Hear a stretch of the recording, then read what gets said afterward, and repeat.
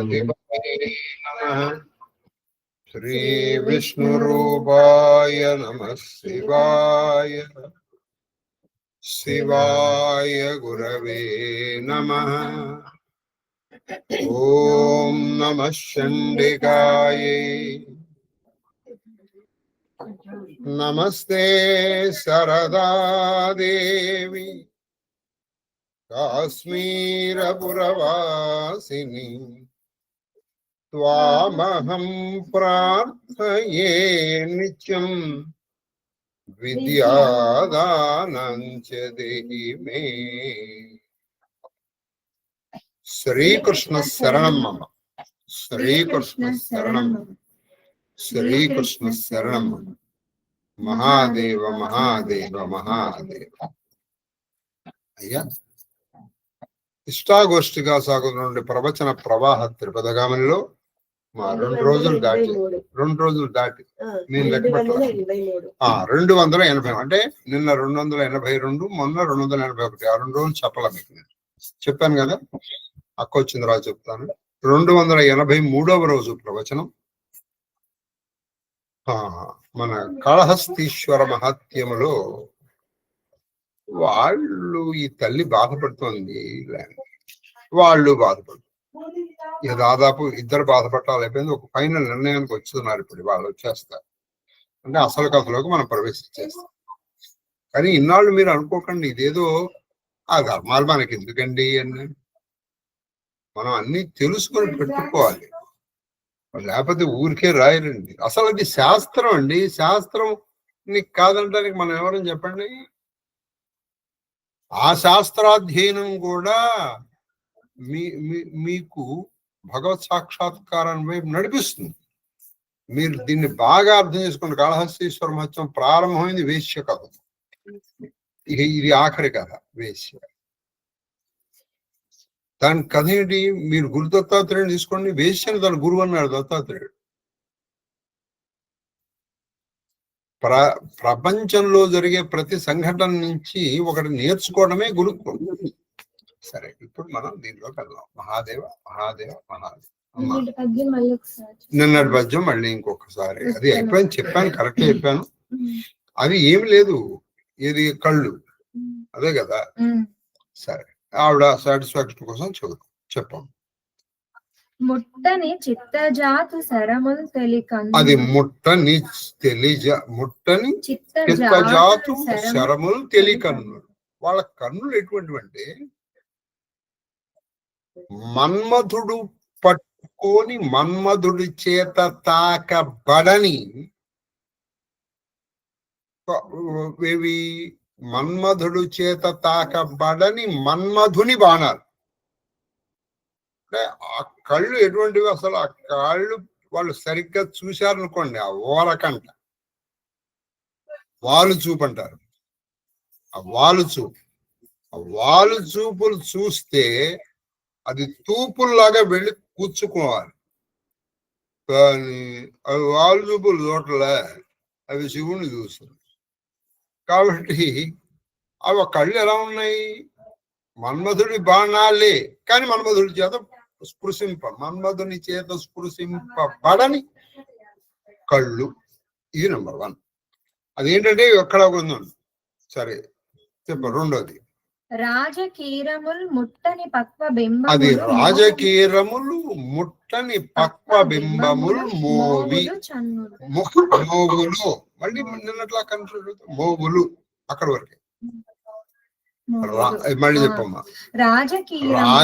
మళ్ళీ మొదటి రాజకీరములు ముట్టని పక్వ బింబములు మోగులు. ఇక వాళ్ళ పెదవులు ఎలా ఉన్నాయంటే బింబ అంటే ఏంటంటే దొండపండుని బింబము అని పిలుస్తారు. సామాన్యంగా పెదవుని దొండపండుతో పోలుస్తారు. ఎందుకంటే కొంచెం ఏకీకృతం ఉంటుంది. పడ్డారమ్మా?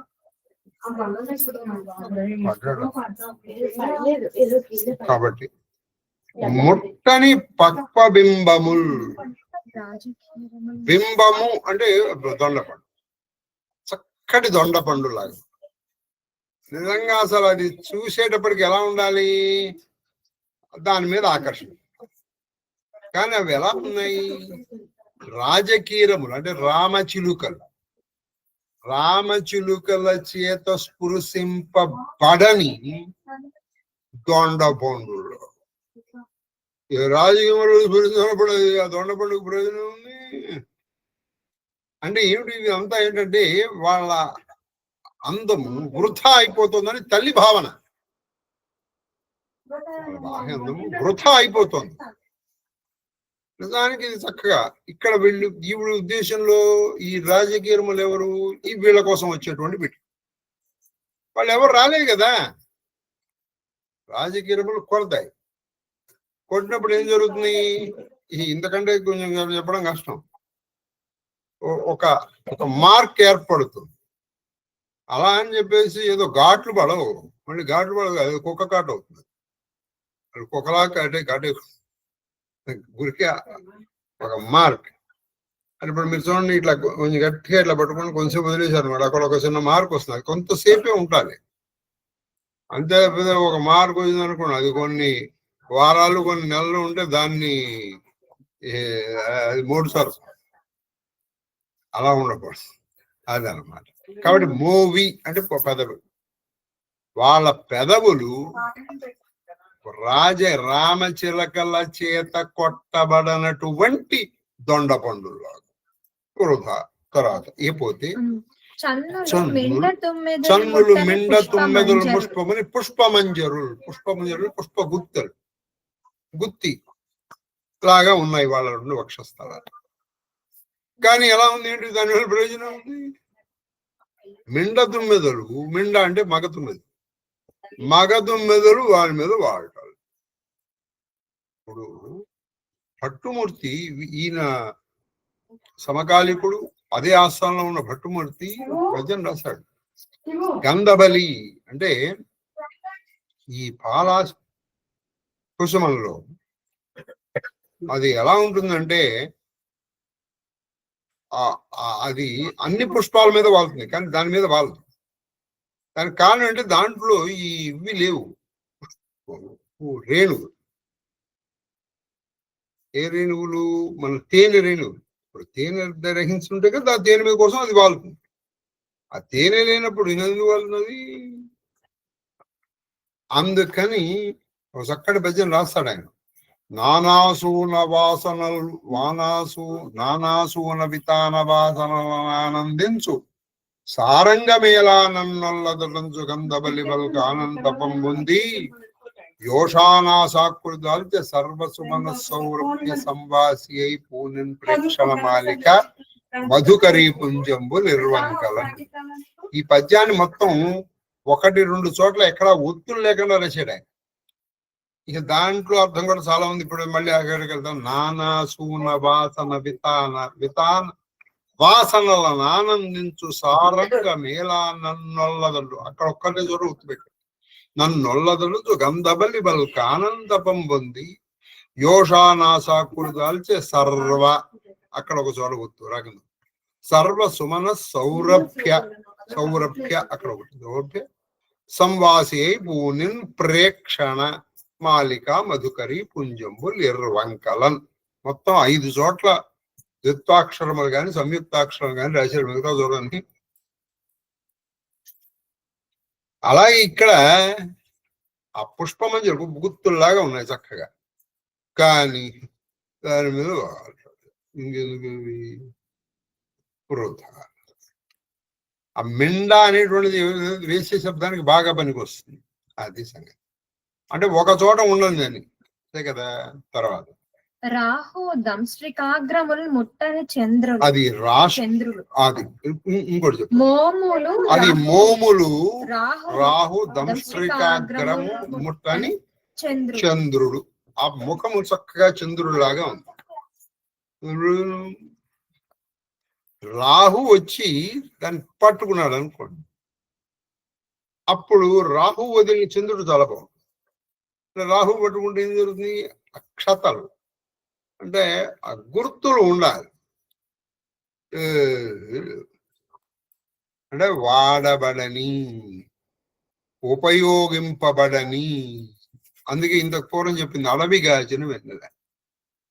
అయిపోయింది. ఏం చేస్తున్నారు అనుకున్నా. ఇంతులు ఉలిముట్టని లింగము అది ఇతని ఉలిముట్టని లింగము తాట చిత్రం. ఈ ఇంతుడు ఎలా ఉన్నారంటే ఉలిముట్టని లింగము అంటే ఒక లింగం ఉంది. లింగాకారం తయారు చేయాలంటే ఏం చేయాలంటే ఒక ఉలి తీసుకుని దాన్ని చక్కగా దొక్కాలి. ఉలిముట్టని లింగము తాట అనగా ఏమిటి? ఉలిముట్టని లింగం ఉంటుందా? చాలా చిత్రంగా ఉంది. ఉలిముట్టని లింగము తాట చిత్రమే. ఇవన్నీ ఉన్నాయి. ఇప్పుడు మీరు నర్మదా నదిలో శివలింగాలు దొరుకుతాయి, కరెక్ట్ది. మీరు గుర్తుపెట్టుకోండి, శివలింగాలు కానీ మనకి ఇలా ఉండవు. అక్కడ దొరికేటువంటి దాంతో ఆ శివలింగాకృతిని తయారు చేస్తారు వాళ్ళు. లౌట అయితే తాట అని లింగము లౌట చిత్రమే. అది ఉలిముట్టని లింగము లౌట చిత్రమే. తాట కాదు, లింగము అంటే ఉలిముట్టని లింగములాగా అయిపోయినాయి ఇప్పుడు. అది లింగము కానీ దాన్ని ఉలిముట్టలేదు అంటే ఏమిటది? దాన్ని సరిగ్గా తయారు చేయబడలేదు, నున్నగా చక్కగా తయారు చేయబడలేదు. అది గొగ్గులు బుడుగులుగా ఉంది. అప్పుడు దాన్ని చూడండి, ఉలిముట్టలౌట చిత్రముగానే ఉందమ్మా. ఇవే నిజంగా ఇంకో వారవనిత ఉంటే వాళ్ళ ఇంటి ముందర క్యూ ఉంటుంది అనమాట. ఏదో టోకెన్ సిస్టమ్ ఇస్తారు అలా. అది తర్వాత మత్తేభజం పదకంబుల్ మొలనూళ్ళు. అది వీళ్ళకి పదకంబులు అంటే పథకం. ఇప్పుడు బంగారు పథకం అంటారు, అదొక ఆభరణ విశేషం. పదకంబులు, మొలనూళ్ళు అంటే కటి సూత్రములు, మొలతాడు అటువంటివి అంటే వాడు దానం అని చెప్పుకోవచ్చు మీరు. బాహుపురులు అంటే బాహువులు కట్టుకున్నాడు అంటే మన సంధి దండలు. బాహువులు ఇది కేయూరం, భుజకీర్తులు అంటారు. బంగారు టంకములు అంటే బంగారు యొక్క టంకములు. టంకములు అంటే ఇక్కడ పెట్టుకుంటారు. అవి ఇప్పుడు అసలు ఆభరణమే ఎవరు నాకు తెలిసి ఎవరు పెట్టుకోరు. అంటే కొన్ని ఆభరణాలు అసలు మరుగులు పడిపోయినాయి. అది వక్షస్థలమునకు ధరించేటువంటిది ఒకటి. 2వ వక్షస్థలం కరెక్ట్ గా వస్తుంది. అది తర్వాత అంగదములు అంటే భుజకీర్తులు ఇక్కడ పెట్టుకునేది. ముంగరులు ముంగరు ముక్కెరకే ముంగరం అంటారు అంటే ముక్కు పెట్టు. ఉంగరములు చేతికి పెట్టుకునేది. మణిగ్రైవేయములు చక్కటి హారములు, అనేక రకాలైన హారాలు, చంద్రహారం, సూర్యహారం, తర్వాత అనేక రకాలైనటువంటి హారాలు, మణులతో నింపినటువంటి హారములు. తెచ్చి ఇచ్చదమంచు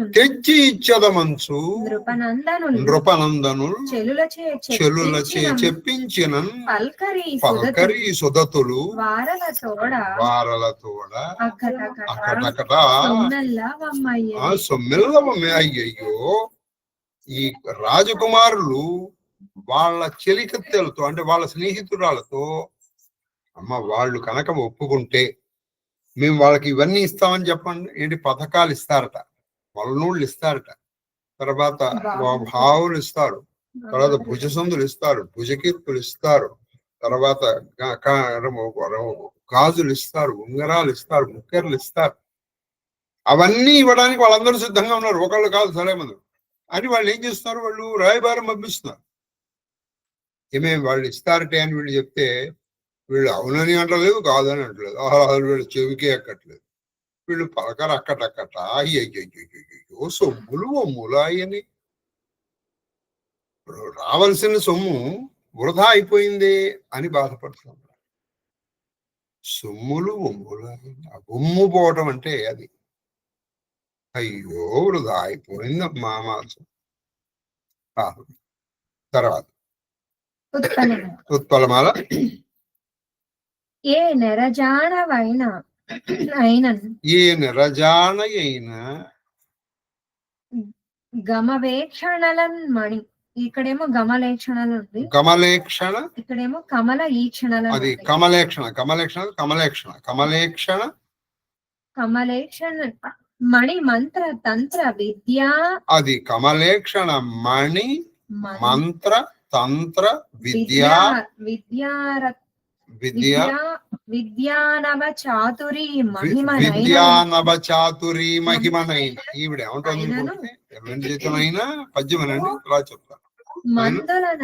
మందులనైనా ఈశ్వర జ్ఞానము మార్చి, ఈశ్వర జ్ఞానము మార్చి, కామసుఖాసక్తుల చేసిర ఏని, కామసుఖాసక్తుల చేసిర ఏని, ఇత్తు కాసైనను పుచ్చుకోక, అది కాసైనను పుచ్చుకోక, కమలాస్యల కన్నెరికము. కన్నెరికం అనే మాట అందరికీ తెలిసి ఉంటుంది, కానీ వేశ్యలతో కలిపే ప్రథమ సంఘాన్ని కన్నెరికం అంటారు. వేశ్యలతో ప్రథమ సంఘం అది అది ఎవరికి ఇస్తారంటే ఆ ఛాన్స్ కొంతమంది రాజులకు ఇస్తారు, అప్పుడు వాళ్ళు ఇస్తారు. ఈవిడ ఏమంటుందంటే, మా ఇద్దరు పిల్లల్ని ఎవరైనా సరే ఏమంటుందంటే, ఏ నెలజా, ఇక్కడ నెలజాన అంటే ఒక స్త్రీని అనక్కల్లా, తెలివి గల వాళ్ళు ఎవరైనా. ఇక్కడ నెలజాన అంటే తెలివి గల అని. అయితే ఇప్పుడు ప్రస్తుత అర్థంలో నెలజాన అంటే కేవలం స్త్రీకే వాడుతున్నారు. ఇది నెలజాన పురుషుడు వాడతారు. ఏ నెలజాన అయినా సరే ఈ కమలేక్షణల అంటే ఈ కమలములు వంటి కన్నులు కలిగినటువంటి నా కూతుళ్ళని ఏదో పద్ధతులు మణులు ఉపయోగించో, మంత్రాలు ఉపయోగించో, ఒక తంత్రం అంటే కొంతమంది ముగ్గులు వేసి ఆ ముగ్గులో నుంచోబెట్టి ఇవి చేస్తూ ఉంటారు తంత్రం వల్ల. కానీ ఇంకేదైనా విద్య అంటే ఇంకేదైనా ప్రయోగాలు కానీ లేదు, ఏదైనా వీళ్ళకి మందు పెట్టి కానీ వీళ్ళు ఏం చేయాలట, ఆ పిల్లకి మందు పెట్టైనా సరే మణులు వాళ్ళకి ఏదైనా ఒక మణి మంత్రించి, ఇంకా నవచాతురి మహిమన అంటే మంచి మాటలతో గాని మందు పెట్టైనా సరే ఈ పిల్లలిద్దరికి వీళ్ళకి ఆ శివభక్తిని వీళ్ళ నుంచి దూరం చేసి ఈశ్వర జ్ఞానము మాన్పి, ఇప్పుడు వీళ్ళు ఏం చేయాలి, మాన్పించేస్తే సరిపోదు, వీళ్ళు దాంతో ఏం చేయాలి, కామ సుఖాసక్తులని హాయిగా వీళ్ళతో వీళ్ళు కామ సుఖము రతి సుఖమని పట్ల ఆసక్తి వీళ్ళలో కలగ చేసినట్టయితే ఎవడైనా సరే, అంటే ఈవిడ డిక్లేర్ చేసింది, అంటే ఒక చాటింపేంచింది, మరీ చాటింపేంచలే కానీ అందరికి కర్ణాకర్ణికంగా చెప్పింది. ఇప్పుడు మనం చూడండి, అప్పుడప్పుడు పబ్లిక్ లో మనకు కావాల్సింది మనం ప్రాపగేట్ చేస్తున్నాం. అరే ఈ పని ఎవరైనా చేస్తే నేను ఇది ఇస్తాను, ఈవిడ చేసేసి, అరే వీడు కనుక ఇచ్చారనుకో ఈ పని చేశాను. మా ఇద్దరు పిల్లలకి ఈశ్వర జ్ఞానం మాన్పించాలి, వీళ్ళ కామ సుఖాసక్తుల్ని చేయాలి. మీరు ఏ పద్ధతులు చేస్తారో నాకు అనవసరం. అంటే మరి కొట్టకూడదు, మణి ఉపయోగించి కానీ, మంత్రం ఉపయోగించి కానీ, విద్య ఉపయోగించి కానీ, మందు పెట్టి కానీ, ఏదో విధంగా వాళ్ళని ఇది మాన్పించేది చేశాను అనుకోండి, నా పిల్లలు నీకు ఇచ్చేస్తాను, నువ్వు నాకు రూపాయి కూడా ఇవ్వక్కర్లేదు అని. అక్కడ అప్పట్లో రూపాయి అది కాసు, అంటే ద లోయెస్ట్ డినామినేషన్ వాళ్ళు. ఇప్పుడు మనం అప్పట్లో ఉంటాడు వాడు వేసవద్దు బంగారం లేదా వాడి దగ్గర, అంటే ఇది ఒక్కొక్క ప్రాంతంలో దీని బంగారాన్ని ఒక్కొక్క విధంగా కొలవడం అలవాటైపోయింది. ఇప్పుడు మనం అంటే ప్రస్తుతం గ్రాములు తులాలు వేస్తాం, ఇప్పుడు కొన్ని చోట్ల దాన్ని సవర అంటారు. అంటే అది నాట్ కంప్లీట్, అది 10 తులాలు ఉండదు, 10 గ్రాములు ఉండదు, 8 ఉండదు. కొన్ని చోట్ల కాసు, వీసం, గుంజ, ఇవన్నీ ఏంటంటే చాలా ఒక్కొక్క చోట్ల లోయెస్ట్.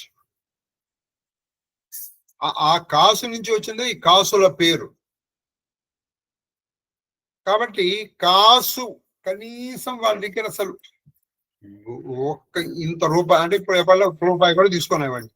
అలాగే నా పిల్లలు ఇద్దరిని వాళ్ళకే మొదటి ఛాన్స్ ఇచ్చేస్తా, ఆ మొదటి ప్రథమ సమాగమ అవకాశాన్ని వాళ్ళకి ఇచ్చేస్తా. వాళ్ళు మరి నాకు తిరిగి ఏమి ఇవ్వరు. ఏమి వాళ్ళు చేయాల్సిన కామ సుఖాసక్తులు చేయాలి, వాళ్ళలో ఈశ్వర జ్ఞానం మాట్లాడాలి అని ఈవిడ ఇంచుమించుగా అందరితో చెప్తోంది. ఇక వీళ్ళకి ఒళ్ళు మండిపోయింది. ఒళ్ళు మండిపోవడం అంటే విసిగిపోయారు పిల్లలు. ఇప్పటి వరకు ఇప్పుడు ఈ మాట చెప్పాను కూడా దానికి ఆసక్తి పడైనా వీళ్ళకి అనేక రూపాయలు చెప్తారు. ఇప్పుడు సుందరాకాండ తీసుకోండి, రావణాసురుడు వెళుతూ చెప్పేశాడు, ఈమెను మీరు ఎలాగోలాగు మీరు నయానా భయాన రావణుడి పట్ల ఆసక్తులు చేయండి, నేను మీకు ఏ కాలం వాళ్ళు అప్పటి నుంచి ప్రారంభించారు. లేకపోతే అప్పటి వరకు ఎవరు ప్రారంభించాల, ఊరికే కాపలా కాశారు. కొంతమంది భయం పెట్టారు, కొంతమంది చెప్పారు నువ్వు చేరొచ్చు కదా, నీకేమిటి అంతటి వాడు ఇంతటి వాడు అరే. ఇక ఆవిడ అప్పటి వరకు ఈ మాటలు తట్టుకో అప్పుడు చచ్చిపోదాం అనుకున్నాడు.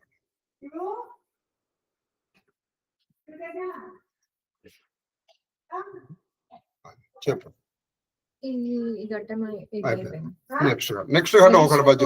ఇరువురును కాళహస్తికి పయనమగుదురు. ఇక వాళ్ళు ఇల్లు వదిలిపెట్టేద్దాం అన్న. అది ఆ ఘట్టం ఒకటి చెప్పేస్తాను, చెప్తాను. చెప్పు. ఈ రీతి కుమతోక్తులను జనని జనం అడ్రింప. కుమతోక్తులు, కుమతి అంటే మంచి చెడు బుద్ధితో జనని వాళ్ళని ఆడ్రింప అంటే వీళ్ళని ఊహు బాధ పెడతాం. తెల్లారిందంటే ఇదే బాట. అమ్మ మీరు ఏదో ఒకసారి మంచిగాను, ఒకసారి చెడుగాను, ఒకసారి కోప్పడి, ఒకసారి ఇంకోళ్ళతో చెప్పించరు. ఇక వీళ్ళు నిర్ణయించుకోవాలి, మనం ఇక్కడ ఉండకూడదు. ఇప్పటి వరకు వాళ్ళకి ఇది లేదు, ఇల్లు వదిలిపెట్టి వెళ్ళిపోతాం. అమ్మకి చెప్పకుండా ఇల్లు వదిలిపెట్టి వెళ్ళిపోయి ఇలా వీళ్ళు బాధ పెట్టేపటికి అది ఆరాటము పోరాటము ఘనములు రోజు రోజుకి పెరుగుతుంది. తెల్లారిందంటే ఇదే. తెల్లారిందంటే ఏమే అమ్మా నిన్న నేను చెప్పింది ఏం చేసావే, ఇప్పుడు మళ్ళీ కూర్చున్నారు. ఇక పోరాటం ఘనమైపోయింది, రోజు రోజుకి పెరిగిపోయింది. అంత పూర్వం రోజులో ఏదో ఒకసారి చెప్పేది, ఆ తర్వాత రోజుకి 2 సార్లు, రోజుకి 3 సార్లు. ఇప్పుడు నిరంతరం ఆవిడ వీళ్ళు మేలుకొని ఉన్నంతసేపు ఇదే ప్రసరం. అయితే ఆవిడ లేకపోతే ఆవిడ చెలికత్తెలు ఎవరు ఉంటారుగా వాళ్ళు. ఇక వీళ్ళకి భక్తి కుదురుకోట్ల. ఎంత ఇటు లేకపోయినా ఇప్పుడు చూడండి హార్పా అని అంటారు దాన్ని కరెక్ట్ గా. చెవు కింద జోరి అలా తగులుకుంటారు. ఘనమైపోయేటప్పటికి వీళ్ళిద్దరూ కూడా పరశంభున్ కాళహస్తీశ్వరున్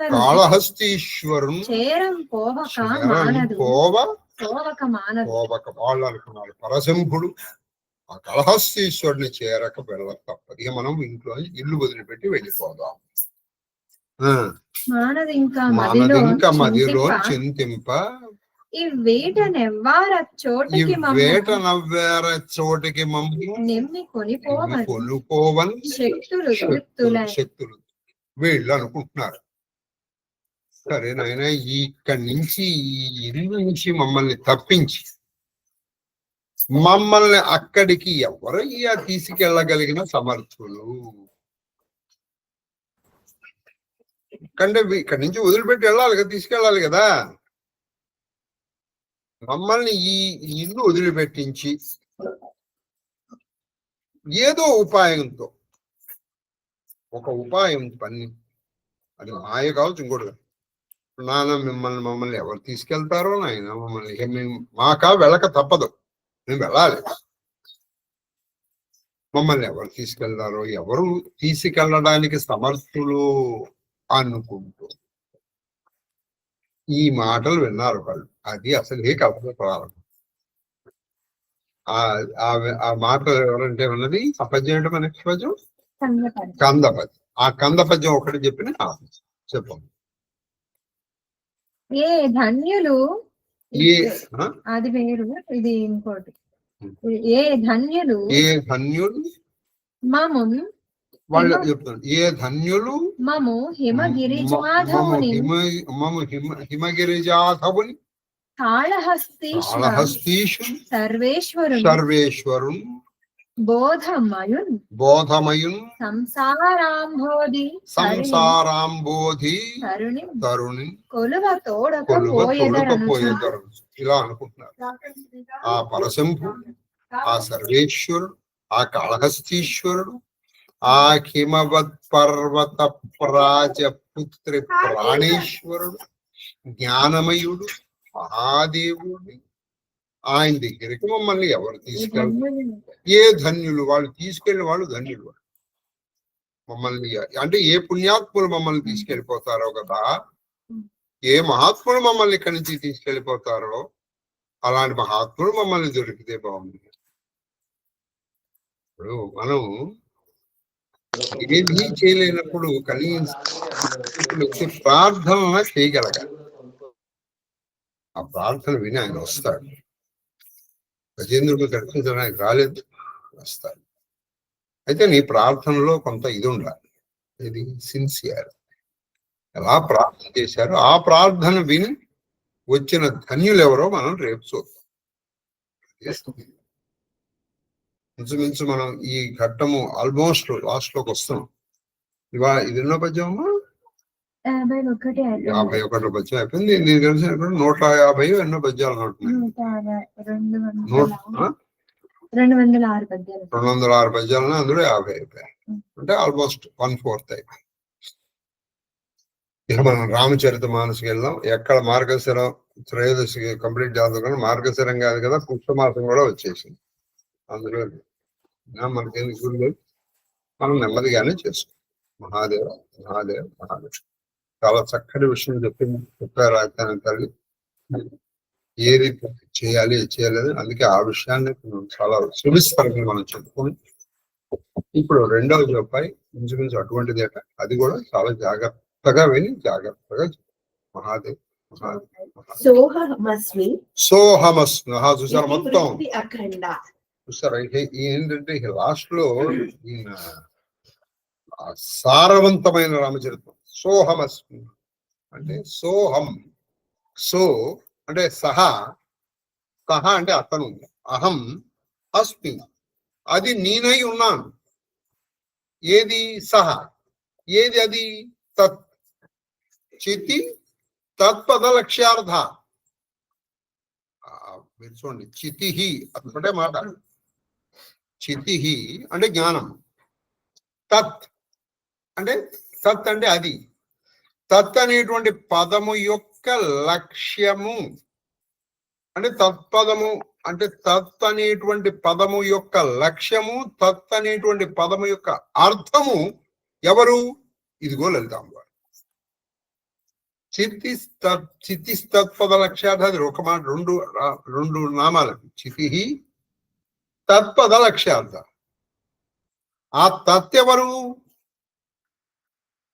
గురువు గారు చెప్తారు. ఏమని? తత్ అది ఏదైతే ఉందో, త్వం అంటే నువ్వు, అసి అయ్యున్నావు.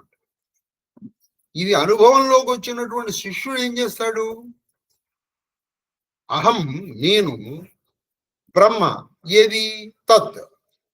ఏ తత్ అని మీరు అంటున్నారో అదే బ్రహ్మం. బ్రహ్మం అంటే ఏమిటి? ఇప్పుడు మీకు నేను ఒక్క విషయం చెప్పాను మీకు. ఇది ఉపాసనకి ఆరాధన. ఇప్పుడు మీరు ఆరాధన చేశారనుకోండి, రాముడు మీ కోరికలు ఏమైనా పెడతారు. కానీ ఈ రాముడు సర్వాంతర్యామి, సృష్టి స్థితి లయ కారకుడు, సర్వదేవాత్మకుడు. ఎవరైనా సర్వదేవాత్మకుడు, సర్వమయాత్మకుడు, సర్వాంతర్యామి. అప్పుడు ఇలా చూశాను, అది ఉపాసన అవుతుంది. అంటే దగ్గరగా నువ్వు ఉంటావు. ఇప్పుడు ఆరాధన అంటే కొంతసేపు ఏదో నువ్వు పూలు వేస్తావు, ధూపం వేస్తావు, అది చేస్తున్నా అయిపోతుంది. కాబట్టి చిత్తి ఈ ఉపాసనకి ఆరాధనకి కాదు, అర్చనకి. ఇంకా నువ్వు అర్చించేటువంటి ఆయన ఇది. ఇప్పుడు ఇక్కడ ఈయన అది నీకు అనుభవంలోకి వచ్చేస్తుంది. అది బ్రహ్మం. ఆ బ్రహ్మమే నేను. ఇక్కడ ఈ నేను దగ్గరే అసలు సమస్య వస్తుంది. ఎవరు నేను? మొత్తం రమణ మహర్షి కూడా నేను అంటే ఏమిటో తెలుసుకో, అయిపోయింది. నేను అంటే నీకేదో అర్థమైంది అనుకో, నీకు తర్వాత నీకు అర్థం కావాలంటూ ఏమీ లేదు.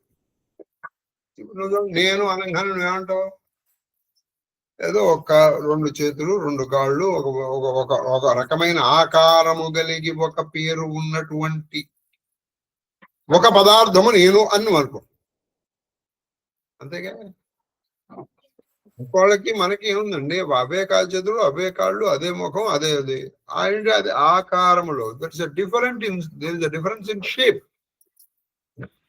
బట్ వాళ్ళు దాన్ని ముఖం అంటారు, దీన్ని ముఖం అంటారు, దీన్ని చేతు అంటారు, అది చేతి అంటారు.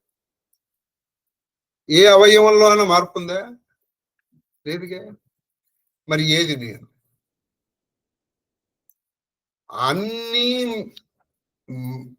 అన్నీ పోయిన తర్వాత కూడా ఏది మిగులుతుందో అది నేను.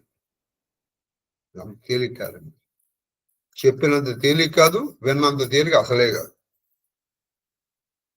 కాబట్టి ఇప్పుడు ఇదే తులసిదాస్ చాలాసార్లు చెప్పారు, నేతి నేతి నేతి. నా ఇది అది కాదు, ఇది అది కాదు. ఏది అది కాదు? నేను కాదు.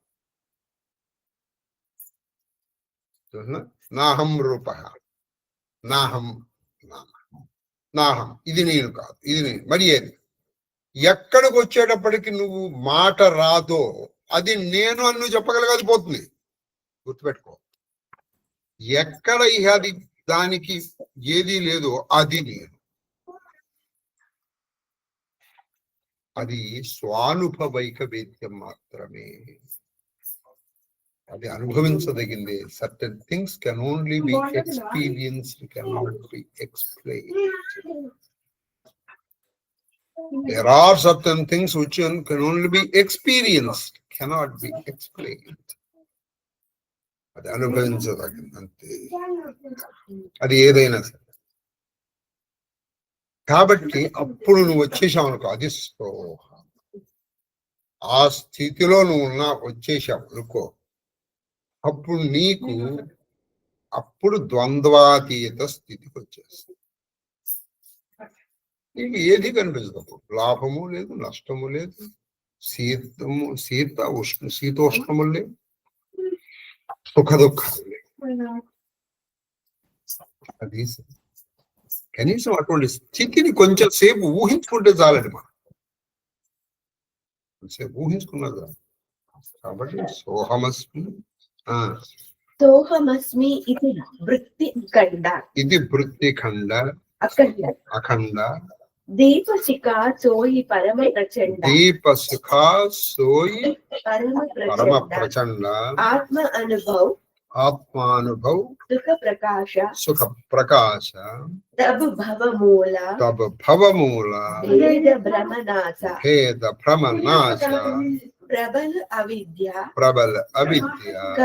కర పరివార మోహ ఆది తబ్ మిఠై అపార తబ్ సోయి బుద్ధి పాయి భుజియారా ఉరగృహ బైటి గ్రంథి నిరు ఆరా చోరణ గ్రంథి పావజౌ సోయి तब यहाँ जीवा कृतारथ होई चोरत ग्रंथि जानी खगराया विघ्न अनेका करई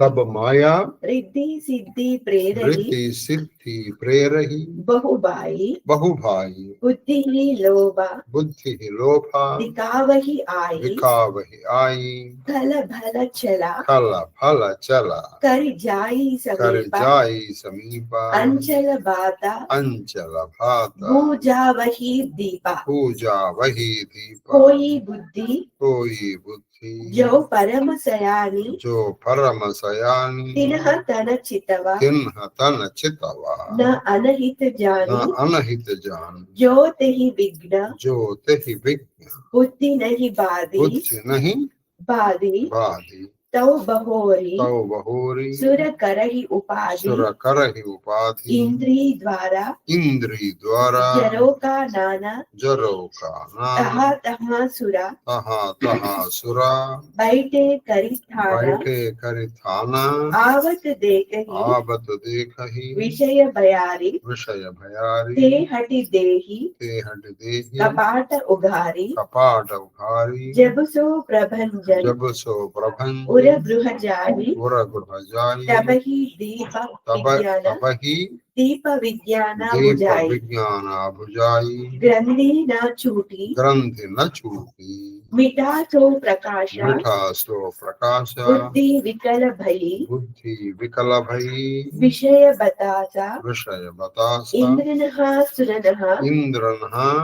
सुरनः न ज्ञान सुहाई विषय भोग पर प्रीति सदाई विषय समीरा बुद्धि कृत भोरी तेहि विधि दीपको भारा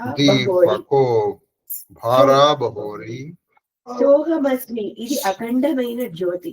అది సోహం అస్మి అంటే అది నేను, ఇది అఖండమైన జ్యోతి.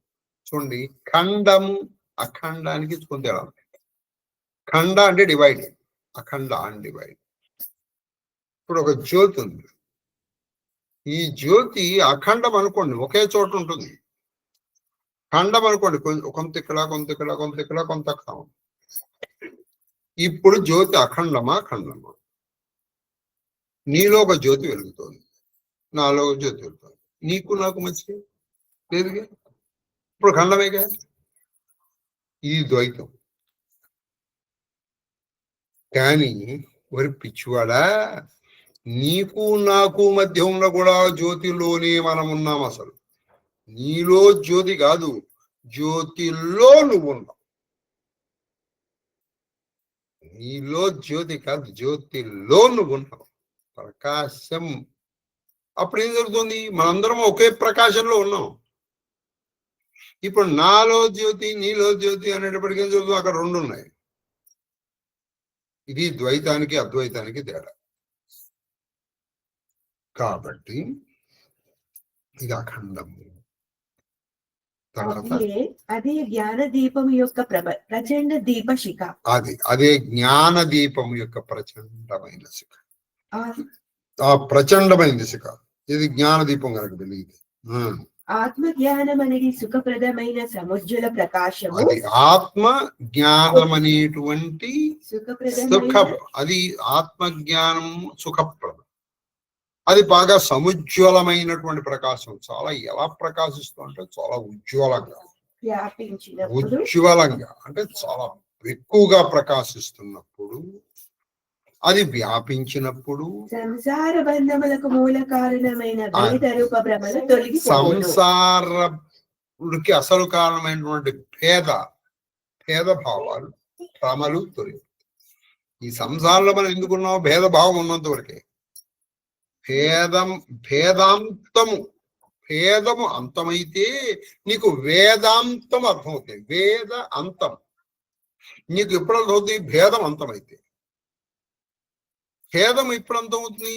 నీకు వేదాంతం అర్థమవుతుంది. వేదాంతం ఎప్పుడు అర్థమవుతుంది? భేదాంతం అర్థమవుతుంది. ఇది చాలా కష్టం. ఎట్లాగంటే నీ జ్ఞానం వస్తే గాని ఆయన అర్థం కాదు, ఆయన అర్థమైతే కానీ నీ జ్ఞానం. కాబట్టి ఏమిటది? ఫోనా? నాయన ఫోన్ అడుగుతున్నావు మళ్ళీ?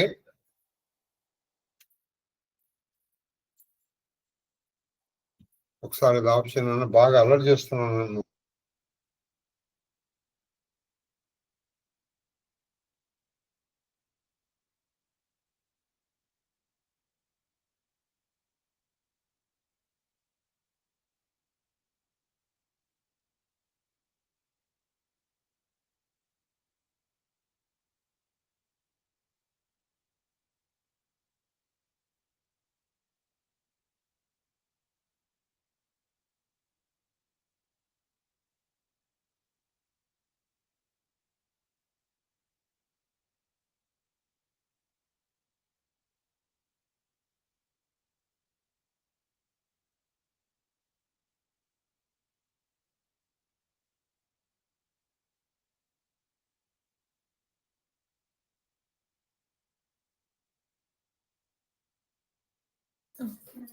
అవిద్య యొక్క ప్రబల పరివారమైన కాబట్టి సంసారములో మనం ఉండటానికి కావడం భేదం. భేదం ఉంటే కదా. ఏంటి భేదం అంటే ఏమిటి? నీకుంది నాకు లేదు, నీకుది నీకు ఉంటే సుఖం, లేకపోతే దుఃఖం.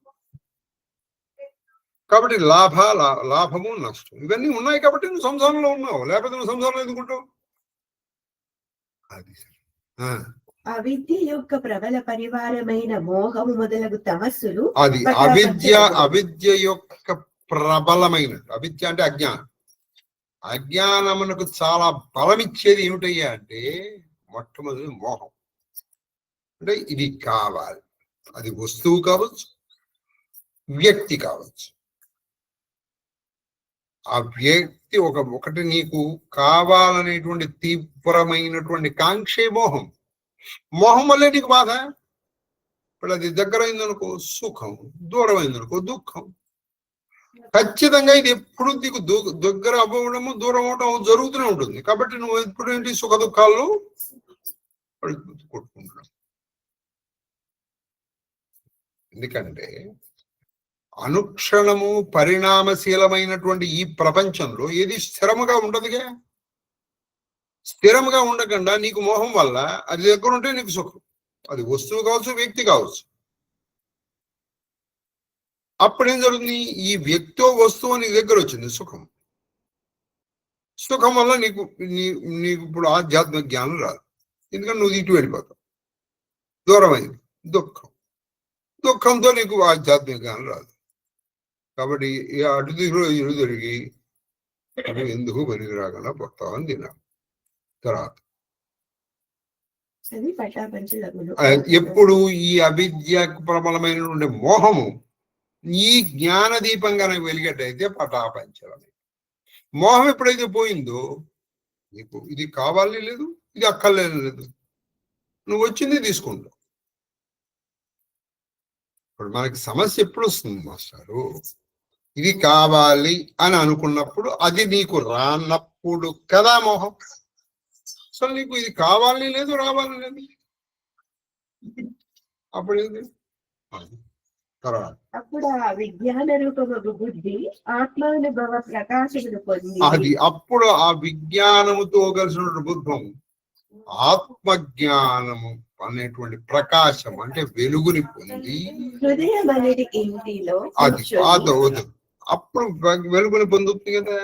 ఇది విబుద్ధి, బుద్ధి పొంది ఆత్మజ్ఞానం పొంది హృదయం అనే ఇంటిలో హృదయం అనే ఇంట్లోకి అది కూర్చుంది. జడ చేతన గ్రంథిని విప్పి అది మనకి రెండు గ్రంథులు ఉన్నాయి. చిజ్జడ గ్రంథి, చిజ్జడ గ్రంథి అంటే జడము చేతనం. పరమ జడమైనటువంటిది శరీరం, పరమ చైతన్యవంతమైనటువంటిది. ఈ రెండింటిని మనం కలుపుతున్నాం. నేను దీన్ని కలిపేశావు, మనం కలిపాం కాబట్టి నేను ఎవరు మాది? నేనండి. ఎవరు నేను? నువ్వేదో నీ పేరు చెప్పాక ఇందాక రెండు ఒక కరచరణములు ఒక ముఖము కలిగి ఒక పేరు పెట్టుకొని ఒకనొక ఆకారము కలిగినటువంటి పదార్థం నేను. ఇప్పుడు దానికి పేరు లేదు కాబట్టి అది బెంచి నేను అని చెప్పుకోలేకపోతాను. బెంచి అనగానే నీకు ఒక ఆకారం నీ మనసులో వచ్చింది. కుర్చీ అనగానే నీకు ఒక ఆకారం వచ్చింది.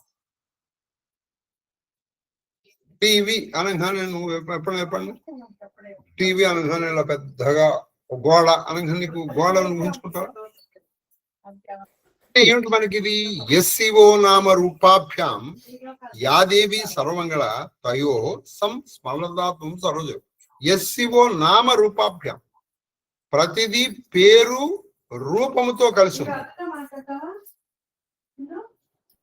ప్రతి విషయము పేరు రూపము, ఈ రూపము పేరు కలిసి ఉండేటప్పటికీ మనకి ఇది దీని అవతల స్థితి రావట్లేదు. చెప్పమ్మా. కాబట్టి ఇది హృదయం అనేటువంటి ఇంట్లో కూర్చుని ఈ చిజ్జడ గ్రంథిని తిప్పింది. అప్పుడేం జరుగుతుంది? జడము చేతనము నువ్వు విడగొడతావు. ముడేసావు కదా, ఇప్పుడు తీసేసావు. ఓహో ఇది జడము ఇది చేత. ఇది డిఫరెన్సియేషన్ మాట. ఏది జడము? ఒక్క మాటలో చెప్పాలంటే ఏది నశించిపోతుందో అది జడం. ఇప్పుడు నువ్వు ప్రారంభం చేయి, అంటే విజ్ఞానం. నువ్వు ప్రారంభం చేయి. కళ్ళు ఉంటాయా? కళ్ళు శరీరమే పోతుంది. శరీరం పోయినప్పుడు ఒక కళ్ళు తీసి ఒకళ్ళు పక్కన పెట్టకూడదే, చేతులు తీసి పక్కన పెట్టకూడదా? ఇలా నీ శరీరంలో ఏది మిగలటం లేదు, అది మొత్తం తగలడిపోతుంది కదా. కాబట్టి పోయేది ప్రతిదీ జడం. పైగా ఇది ఇలా ఉందా మొదటి నుంచి? నువ్వు పుట్టినప్పుడు ఇలా లేదు కదా. ఇది చేతనం అంటే ఏంటిది? ఇప్పుడు మీరు లలితా సహస్రానికి రండి, ఆ నీ శబ్దాలన్నీ వస్తాయి. అది ఎక్కడది? అది నిత్యము, సత్యము. దానికి ఏ వికారం? నిర్వికార. దానికి వికారములు ఏమి ఉండవు. అంటే పెరగడం లేదు, తరగడం లేదు, అసలు పుట్టడం లేదు, చావడం లేదు. ఇప్పుడు ఈ శరీరానికి ఉందా లేదా? ఇలా నువ్వు పనుకున్న ప్రతిదీ, నువ్వు ఏదైనా తీసుకో, అది వస్తువు కావచ్చు, వ్యక్తి కావచ్చు, వాటికి ఉందా? ఉంటుంది. అవి పోతాయా? పోతాయి. వాటికి ఎవడైనా సరే, నీకు ఆ వ్యక్తికి ఏ బంధమైనా ఉండొచ్చు. ఇక్కడ చెప్తే బాగుండదు కానీ చెప్తే బాగుండకూడదండి, అది సత్యం. అది ఏ బంధమైనా సరే ఇది ఉండేదే, అప్పుడు శాశ్వతం కాదు. శాశ్వతంగా నువ్వు దాన్ని పట్టుకుని పోయిందో పోయిందో పోయిందో నిల్చోలే, పోతుంది. అది శాశ్వతం అయితే అది ఎప్పుడు ఉంటుంది. పైగా నీకు ఈ బంధం ఎప్పుడు వచ్చింది? మొదటి నుంచి లేదుగా, మధ్యలో వచ్చింది, మధ్యలోనే పోతుంది. నువ్వు అనొచ్చు మా అమ్మ అండి. మా అమ్మ ఎప్పుడైంది? నిన్ను కన్న తర్వాత. దాని పూర్వం నువ్వు లేవా? నువ్వు కనుక ఇంత పూర్వం లేకపోతే ఇప్పుడు ఉండవు. పూర్వం కూడా ఉండవు. కాబట్టి ఇది ఇప్పుడు వచ్చిన బంధం పోతుంది, అది పోక తప్పదు. It's a fact. అది నేను అంగీకరణ మానవారే. ఆ సూర్యుడు నేను చూడండి మానే, ఆయన సూర్యకిరణాలు పడతాయి. కాబట్టి అప్పుడు ఈ చితి చేతన శిఖళం విడదీస్తాం. విడదీసప్పుడు నువ్వేం జరుగుతుంది? నీలో ఏదైతే ఈ చేతనము బయట చేతనం ఒకటే, ఈ రెండు ఒకటే అని కలుస్తుంది. అదే జీవాత్మ పరమాత్మలో కలయిక, అదే సంయోగము యోగం. ఈ విజ్ఞాన రూపమగు బుద్ధి ఈ జడ చేతన గ్రంథిని విప్పగలిగినచో ఆ జీవుడు కృతార్థుడగును. ఈ విజ్ఞానం, ఇటువంటి విజ్ఞానం ఉందా? ఆ జలము చదను విప్పేసి దీన్ని రెండు సెపరేట్ చేసావనుకో, ఆ జీవుడు కృత. అప్పుడు మన జన్మ సాఫల్యం. అది సార్థకత. సార్థకత అంటే నువ్వు కొన్ని లక్షలు కోట్లు సంపాదించి ఇళ్ళు, వాకిళ్ళు, భవనాలు, వాహనాలు, కనక వస్తు వాహనాలు సమకూర్చి తమ కాదు. ఇవన్నీ నువ్వు కమకూర్చుకున్నవన్నీ మళ్ళీ పోతాయి. ఏది మిగలదు, ఏది మిగలదు కదా. కానీ ఖగరాజా గరుడుడా ఆ ముడి విడిపోచున్నట్లు తెలియగానే మాయ మరల అనేక విఘ్నములు కలిగించును. ఇక్కడ చాలా గొప్ప. ఖగరాజా మాయ విడిపోతుంది అనుకోగానే ఏం చేస్తుందంటే, విడిపోతానే మాయ అనేక విఘ్నాలు కలిగిస్తుంది. అది నీరంతటా నీకే పుట్టచ్చు, నీ పక్క వాళ్ళు ఏమిట్రా నీకు ఏమిట్రా బుద్ధి లేకుండా. చక్కడ చూడు, ఇప్పుడు చూడు మాణిక్య వెళ్ళి ఏం చేస్తుంది? ఏమిటి అమ్మాయి బాబు పెట్టుకోండి ఎంత బాగుంటుంది, మీ కళ్ళు ఎంత బాగుంటాయి అనేటప్పుడు వీళ్ళకి చెప్పగా తినగ వేము తీయనుండు అనగ రాగమతి శయ్యుళ్ళు. కాబట్టి ఏమో నిజంగా నేను ఇలా పెడుకుంటున్నాను. పైగా ఇదేంటి, ఇది తొందరగా అనుభవానికి రాదు. అంత తొందరగా అనుభవానికి రాదు.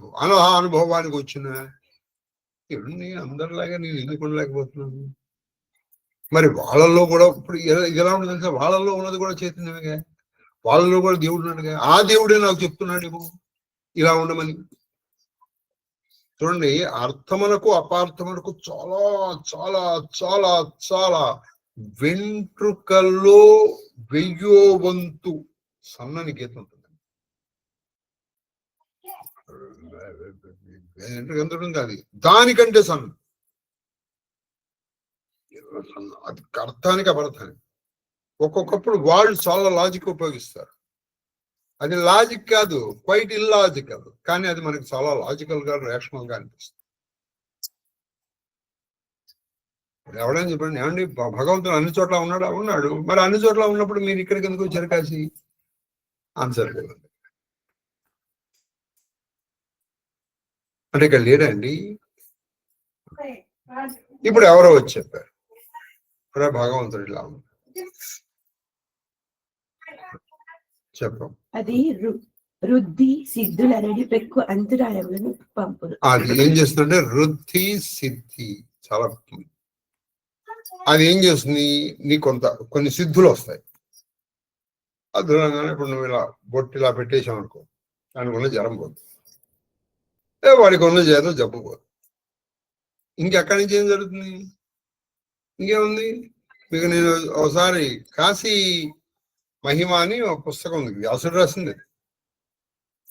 అందులో 2 అన్నదమ్ములు, ఒక అతను కాశీ వెళ్ళిపోతాడు, ఒక అతను నర్మదా తీరంలో తపస్సు చేశాడు. సరే, కాశీ వెళ్ళి అతను చాలా తపస్సు చేసి అతను ఐక్యం పొందేస్తాడు. ఈ నర్మదా దగ్గర ఉన్న అతను ఏం చేస్తాడంటే సిద్ధులు వచ్చేసి, సిద్ధులు వచ్చేటప్పటికి ఏముంది, చుట్టూ జనాలు. నువ్వు అది వాడిని కొద్దీ తగ్గిపోతుంది, నీ తపస్సు తగ్గిపోతుంది. చివరికి వీడిని తీసుకెళ్ళి నరకంలో వేసారు. ఎప్పటికీ అసలు అనిపించింది, మా అన్నయ్య చాలా ఉంది కానీ నేను ఇంత కట్ షాట్ చేశాను. కాశీ వెళ్ళాడు, వాడు ఏమైపోయాడు, కాశీ అనుకోగానే నరకం అంతా పోయింది.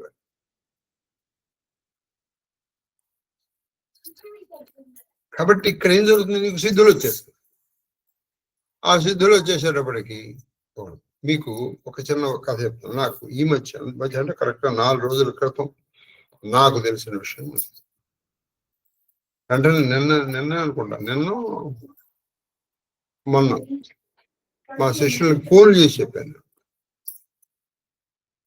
నేను గురువుని, నాకు శిష్యులు ఫోన్ చేయరు, నేను వాళ్ళకి చేస్తాను.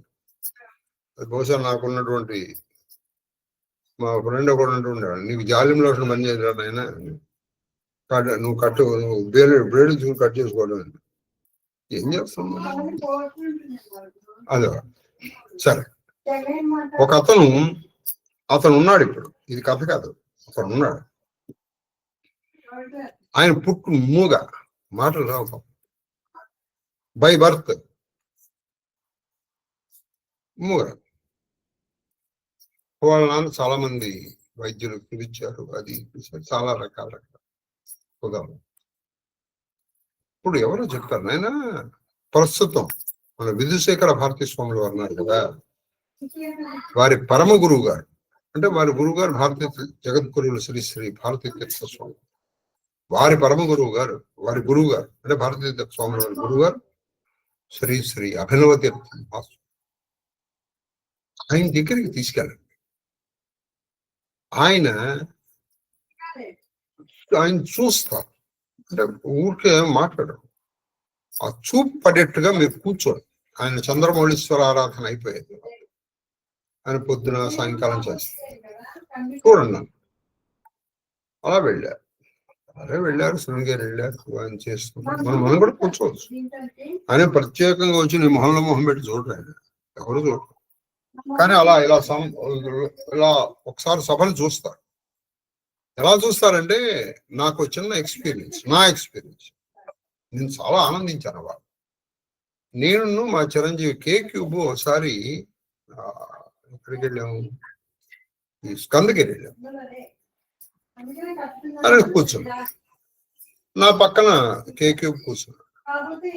ఆయన చంద్రమౌళీశ్వర ఆరాధన చేస్తూ ఒక్కసారి ఇలా తిరిగారు. ఆయన అసలు ఆయన తిరిగిన దానికి మా క్యూబ్ సంతోషించాడు.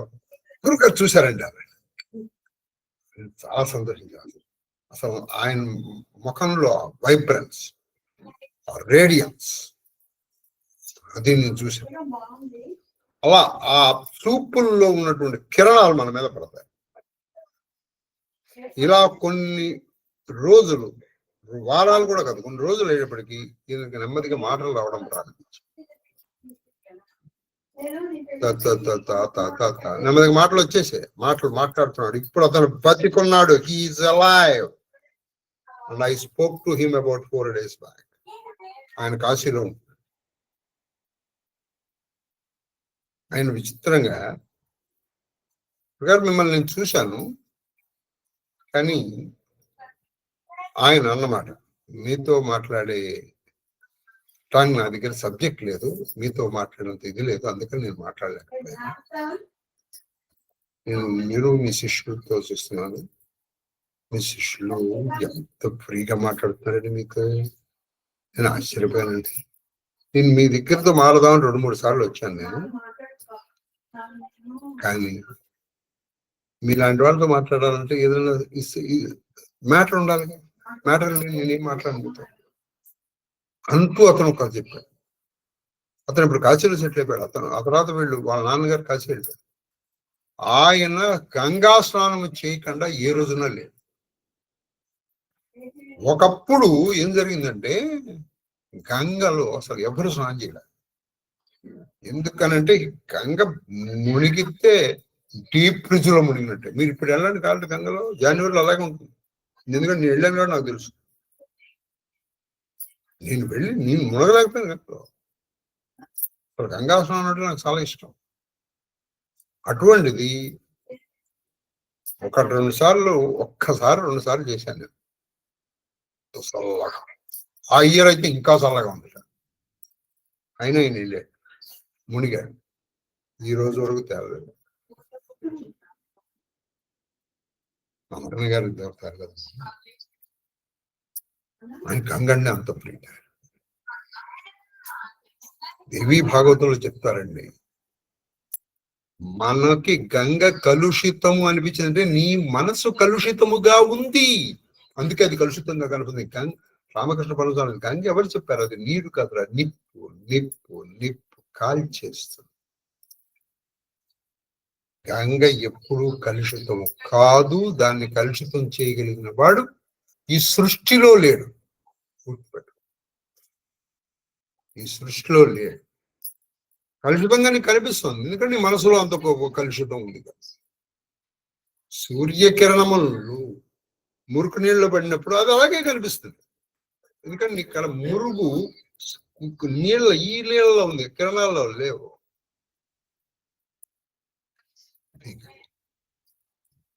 అభినవ మహాదేవ్ తీర్థుని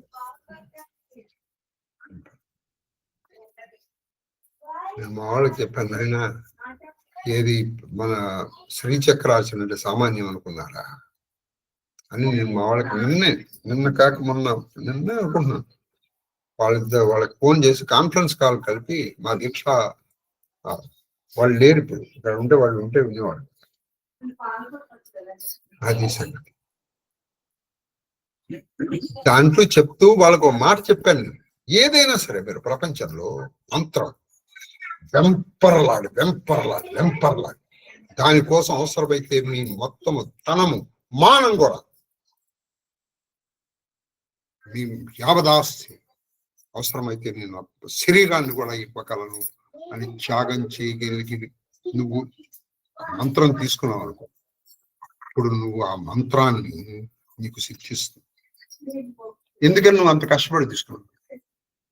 గురుగారు నాకు అనేటప్పటికీ మంత్రం ఇచ్చేసి వారేసాడు అనుకో, డబ్బు అయినా సామాన్యం. దీనికి ఏదైనా ఒక మంత్రమే కాదు. నేను అప్పట్లో అంటే నేను పాఠం చేస్తున్న హిందీలో ఒక లెసన్ ఉండేది. వాడు కొడుకు చెప్పాడు, అరే నువ్వు ₹1 సంపాదించగలవరా అంటే. సరే వీడు వాళ్ళ అమ్మ చెప్పింది, అరే నువ్వు సంపాదించని చెప్పి ఎవరా అని. వీడిచ్చాడు, బాగుందిరా, ఏది రూపాయి దాంట్లో వేసేయన్నాడు. వీడు వేసి పారేసాడు. చంపేస్తాను, నువ్వు సంపాదించలేదు పోరా అంటే. ఒకసారి వీళ్ళు అక్కిస్తుంది, ఒరే ఇలా అడుక్కుని ఎలా సంపాదిస్తారా, నువ్వు సొంతంగా సంపాదించాలంటే. సరే వాడికి నిజంగా బుద్ధి వచ్చి వాడు వెళ్ళి ఆ పెట్టెలు మూసి వాడు వైకేస్తాడు, వాళ్ళు తీసుకొస్తాడు. బాగున్నాడు ఈయన వెళ్ళాడు. ఇప్పుడు వాడు కోపం వస్తుంది, నాన్న నేను పెట్టి ఎంత మోసం తెలుసా, ఇంకా నాకు నెట్టి తగ్గల, ఇక్కడ దెబ్బ తగిలింది చూడు, అది పడేయమంటారు. అదిరా రూపాయి విలువ, నువ్వు సంపాదించి కష్టపడి సంపాదించావు కాబట్టి నీకు ఈ రూపాయి విలువ తెలుసు. ఈ నువ్వు ఇందాక అలాగే మంత్రం. మిగతా గురువులు ఎలా ఉన్నారో కానీ నేను అలా ఇచ్చేసాను. అందుకే నా శిష్యులకి గురువు పట్ల కానీ లేదా మంత్రం పట్ల కానీ ఉండవలసినంత విశ్వాసం పూర్తిగా లేదని చెప్పలేదు, ఉండవలసినంత విశ్వాసము లేదు, గురువు పట్ల ఉండవలసినంత శక్తి. అది ఇప్పుడు నేను వగచి లాభం. ఇప్పుడు ఏం లాభం? పైగా ఇప్పుడు నేను చెప్పి వాళ్ళని మార్చుకుందాం అంటే వాళ్ళు నాకు ఫోన్లో కూడా అందట్లే. కొన్ని ఫోన్లు చెప్పి మార్చుకుందాం అంటే ఫోన్లో కూడా అందట్లే.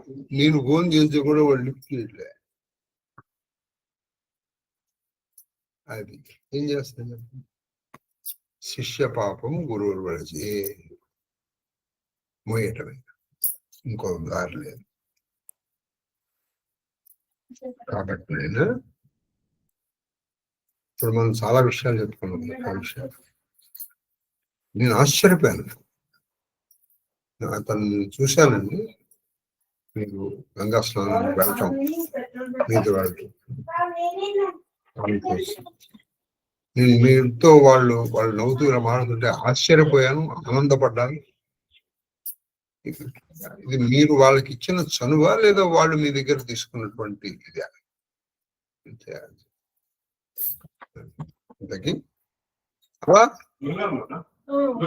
మహాదేవ్ చెప్పను, చేయించేసి చూపిస్తారని చేయించేసి సరేనమ్మా. కాబట్టి ఆయన ఇప్పుడు ఆ దాంట్లో ఈ భేదం పోవాలి. చెప్పండి.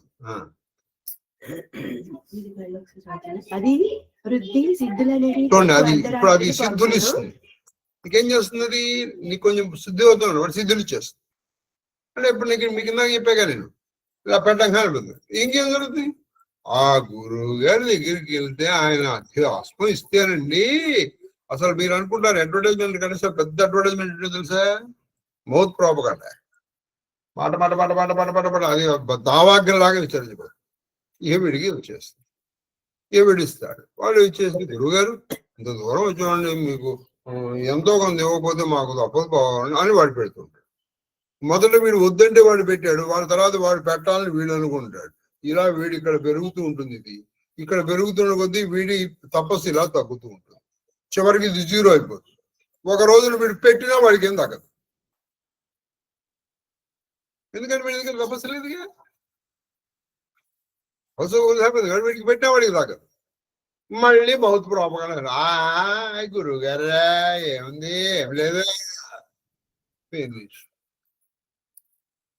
పైగా ఇక్కడ ఈ ధనం పెరిగింది, ఈ ధనం నుంచి వచ్చేటువంటి అన్నీ ఉన్నాయి నెమ్మది నెమ్మదిగా. వాడు ఏం చేస్తున్నాం అంటే ఇప్పటికప్పుడు వేసేస్తుంది. కాబట్టి సిద్ధులు వచ్చినప్పుడే మనం చాలా జాగ్రత్తగా ఉండాలి. అందుకే చాలా సందర్భాల్లో నేను చెప్తూ ఉంటాను, మీరు లౌకికమైనటువంటి కోరికల కోసం గురువుగారి దగ్గరికి వెళ్ళి వాడి తపస్సును వృధా చేయకండి. కావాలంటే అయ్యా నాకు ఈ సమస్య ఉంది, నేనేం చేయాలని అడగండి గురువుగారిని. నువ్వు చేసుకో, కానీ వీడు చేయడు. వీడి దగ్గర కొన్ని కాగితాలు ఉన్నాయి, ఆ కాగితాలు వాడి మొహమ్మద్ పడేస్తాడు, ముష్టాడికి వేసినట్టు. కరెక్ట్ గా, I'm not sorry to use this word, ముష్టి వాడికి వేసినట్టు వీడి దగ్గర ఉన్నటువంటి ధన కనక వస్తువులు వాడి మొదలు పారేస్తాడు. వాడి దగ్గర నుంచి వీడు తీసుకో. అవి వచ్చి బుద్ధిని ప్రలోభపరచును. అది వచ్చి బుద్ధిని ప్రలోభపరుస్తాయి. అవి కళలు, బలము, మోసములు అనే రూపములతో సమీపించి అవి ఏమిటంటే అవి బుద్ధిని మొహమ్మద్ కళలు.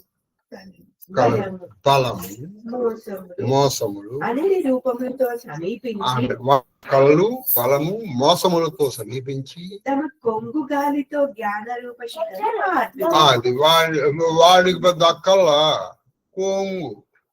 ఇప్పుడు జ్ఞాన రూప శిఖరం వెలిగించావు, కొంగు నుంచి వచ్చే గాలి ఎంత ఉంటుందండి చెప్పండి. ఆ గాలితో ఈ శిఖరం నువ్వు ఇంత వెలిగించుకొని ఆర్పేసి నాశనం అయిపోతాడు.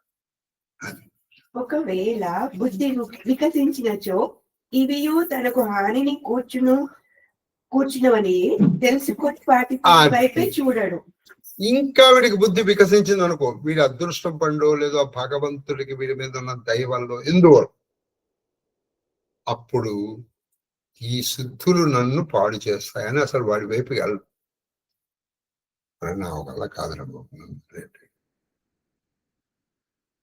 చూస్తుంటాను నేను. గురుగారి దగ్గరికి వెళ్ళాను, తీర్థం తీసుకురండి. నేనేం చెయ్యాలి, నువ్వు వెళ్ళి పని 108 నాకు కష్టం గురుగారు. నీ కష్టమైంది, మరి నా తపస్సు నీకు నేను ఎందుకు ఆధారపోయాను? నువ్వు చేసుకోవాలి. అది తర్వాత ఒకవేళ బుద్ధి అయిపోయింది కదా, బుద్ధి అప్పుడు దాన్ని నేను చేయాలి. మాయ కలిగించి విఘ్నములచే బుద్ధి బాధింపబడనిచో దేవతలు విఘ్నములను సృష్టించారు. అప్పుడు చూడండి, సపోజ్ మాయ వల్ల నీకు విఘ్నముల నీ బుద్ధి పాడవలేదు, అప్పుడు నువ్వు బాగుపడిపోతావు అనుకున్నావా? అప్పుడు దేవతలు విఘ్నాలు సృష్టిస్తారు నీకు. ఎందుకంటే బాగా పుటం పెడితే గాని బంగారం ఇది మెరవదు. ఎందుకు వస్తుంది? నువ్వు ఇప్పుడు ఐఏఎస్ పాస్ అవ్వడానికి కదా, నాకు ఐఏఎస్ రావాలంటే నువ్వు ఎంత కష్టపడాలి చెప్పండి. నీకు ఒక 65 సంవత్సరాల తర్వాత ఎందుకు పనికిరాని ఒక సర్టిఫికెట్ సంపాదించాలి అంటే నువ్వు ముందర దానికి ప్రీ టెస్ట్లు, దాంపుడు టెస్ట్లు ఉంటాయి. అలాగే ఇది కూడా. ఇప్పుడు దేవతలు విఘ్నాలు కలిగిస్తారు. వాళ్ళు ఎలా కలిగిస్తారంటే విఘ్నాలు హృదయమనడి గృహమునకు ఇంద్రియములనడి వాతాయనములు కలవు. వీళ్ళు ఏం చేస్తారు? హృదయం అనేటువంటి ఇంట్లో ఈ ఇంద్రియములు అనేటువంటి ద్వారం, కిటికీలు ఉన్నాయి. ఈ కిటికీలో వాళ్ళు కూర్చుంటారుగా.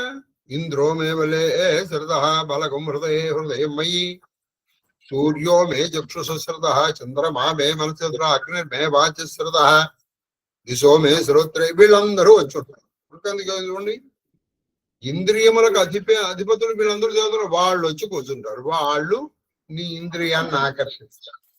చూడరా చెయ్యరా అంటారు.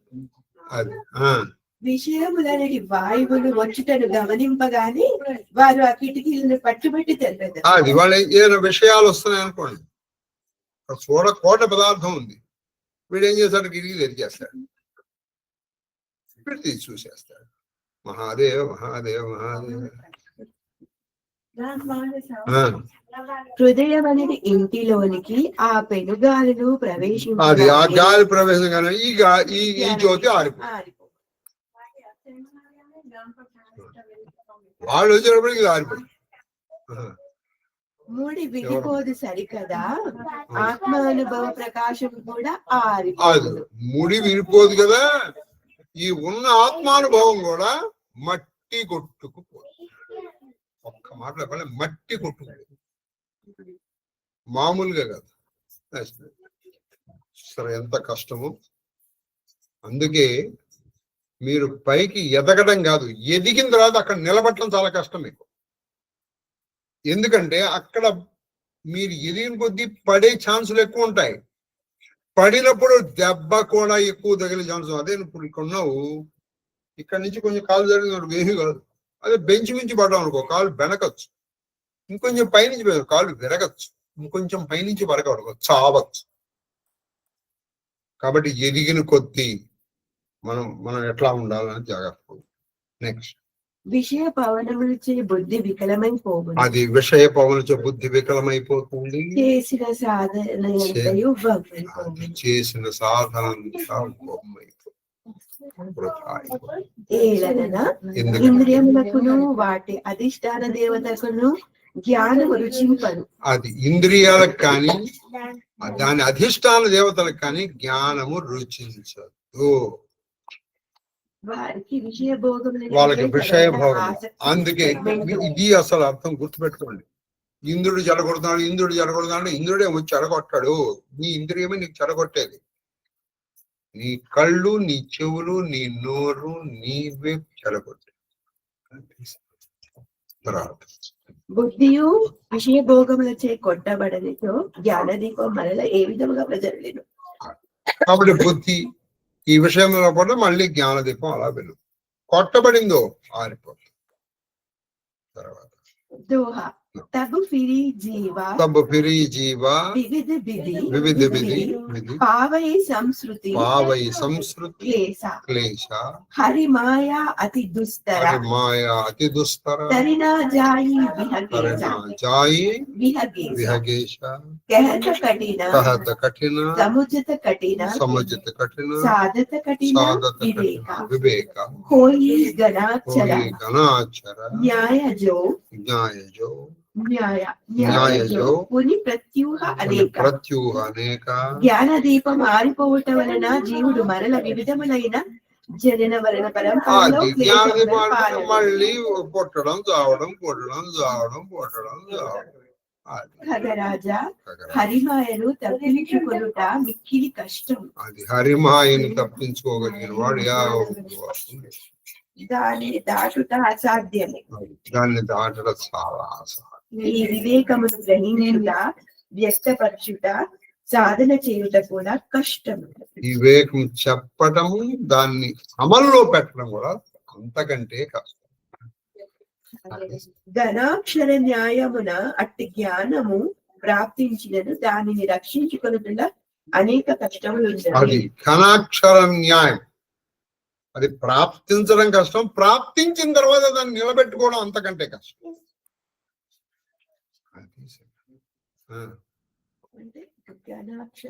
ఘనాక్షర న్యాయం ఇప్పుడు అనేక న్యాయాలు ఉన్నాయి. ఇది శాఖాచంద్ర న్యాయము, మార్జాల కిషోర న్యాయము, మర్కడ కిషోర న్యాయము, ఘన అక్షర న్యాయము అని ఒక న్యాయం. ఘన అక్షర న్యాయము అంటే ఏమిటంటే ఘనము అంటే అక్షరము అంటే కదలకుండా ఉన్నట్టు, కదలకుండా ఉన్నటువంటి శాశ్వతమైనటువంటి న్యాయం అంటే నిశ్చలమైనటువంటి భక్తి. ఇది దొరకడం కష్టం, దొరికిన తర్వాత దాన్ని నిలబెట్టుకోవడం అంతకంటే కష్టం. అసలు దొరకడమే నీకు కష్టం. ఎందుకంటే ఎప్పటికప్పుడు మనం పడిపోతూ ఉంటాం చూడండి. అది తర్వాత మహాదేవ మహాదేవ మహాదేవ మహాదేవ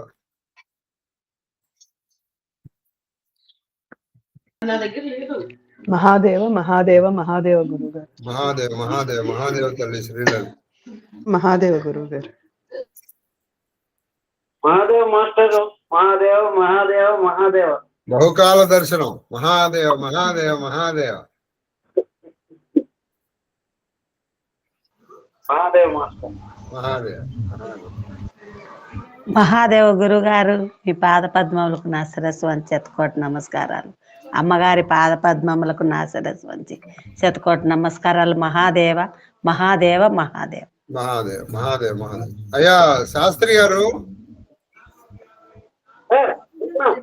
మహాదేవుడి దయ వల్ల జనవరి 1 నుంచి జనవరి 5 వరకు మనము సహస్ర చండీ సంకల్పింపబడింది. మహాదేవ అలాగే సంపూర్ణ యజుర్వేద పాలన ఇవన్నీ తెలుసు కదా. కాబట్టి 5 రోజులు మీరు ఇక్కడ ఉండాలి. 5 రోజులు తప్పకుండా మీరు ఉండి ఈసారి కంకణధారులై మీ ఇద్దరు కూడా మమ్మల్ని నడిపించాలి.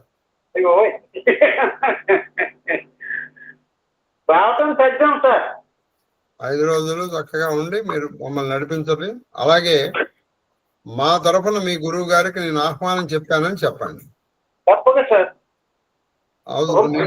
నేను ఆ కార్డు పంపిస్తాను మీకు, నేను ఇవ్వండి.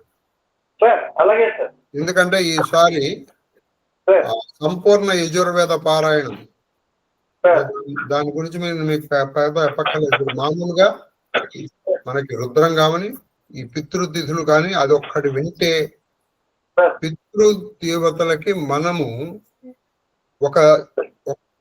ఒక జీవిత కాలం కాదు, ఒక 14 జీవిత కాలాలకి సరిపడా పెట్టినట్టే. అంటే ఇంచుమించు 10,000 కల్పాలకి సరిపడిన ఆహారం పెట్టిన అని చెప్తారు. అయితే అది ఇప్పుడు ఎవరిని పిలిచి అది ఎప్పుడు వస్తున్నట్టే నేను చెప్పలేను. అది ఇప్పుడు నాకు తెలిస్తే కదా నువ్వు చెప్పడా. 3 భాగాలు, అరణ్యము, బ్రాహ్మణ్యము, సంహిత. అలా వాళ్ళు చెప్పుకుంటూ వెళ్ళిపోతూ ఉంటారు. అది మనం వినగలగ. ఆ సమయం అది ఎప్పుడు వస్తుంది అంటే అది ఎవరు చెప్పలేరు. ఇప్పుడు నీ మాట ఎందుకు చెప్పలే అంటే మాట చెప్పాను అనుకోండి, వెంటనే నాకు నెక్స్ట్ వచ్చే ప్రశ్న ఏంటంటే గురుగారు అది ఎప్పుడు వస్తుందంట. అది ఇప్పుడు నేను నా పనులన్నీ మానేసుకుని అది ఎప్పుడు వస్తుందో కూర్చొని వాళ్ళని ఆపి నేను వీళ్ళకి ఫోన్ చేయాలి. నేను చెప్పాను కదా సార్, ఇప్పుడు నా శిష్యులతో నేను పడే బాధలు. నేను కూడా పుస్తకం రాద్దాం అనుకుంటున్నాను సార్, నేను నా శిష్యులు. నాదేం కుదరదు కానీ సార్. అయితే ఇక్కడ ఇంకో విషయం సార్, నా శిష్యుల్లో ఏం మాట కామాట చెప్పాలి సార్. ఒకటి జయలక్ష్మి గారు, వాళ్ళ కోడలు, దే ఆర్ సెపరేట్. వాళ్ళ కోడలు ఎవరు తెలుసా మీకు? మీరు చెప్పాలి సార్, నేను వినాలి. మీకు తెలీదా? గురుగారు మీ నోటితో చెప్పండి గురుగారు, మీ నోటితో చెప్పండి. ఏ నా నోటితో చెప్తే వాడెవడో చెప్పినాడు, నా నోటితో చెప్తే ఏమన్నా ఇది అవుతుందా? ఎందుకు నీ నోటితో చెప్పు. సార్ తప్పకుండా రండి మాస్టారు. మహాదేవ్.